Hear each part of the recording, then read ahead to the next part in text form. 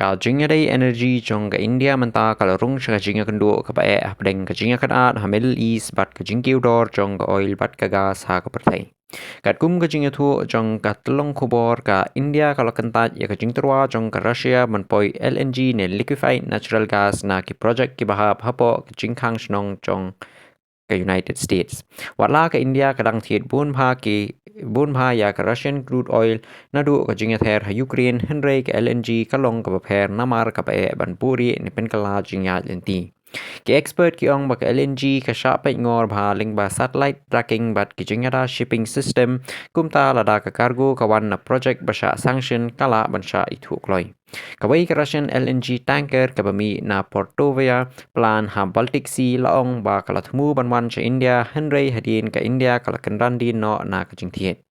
Menta ka te ka tanker kadang yeng hajan Singapore klem da pen ipat ba ya ka destination ka jongka. Ka jingya kan at ha ka Strait of Hormuz bat ka jingma jingya penwit ya ka supply oil ka la penlong ya ka perthai ban snokya halor ka energy security.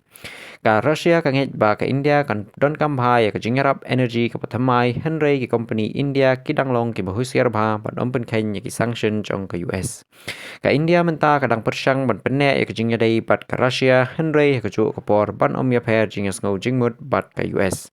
Umentri rang ba du kari India Narendra Modi ula kenturu ya ki pat ba ban penduna ya ka jing pendurkam fuel bat jingya dai import namar ka jingbom scam jong ka energy market ha ka perthai. Ki expert ki ong bakani kam dei shu tang ka kam energy henry ka jingale ban penyahap hapdeng ka jingya dari ka jingya dei diplomatic bat ka yok ka kot jong kari.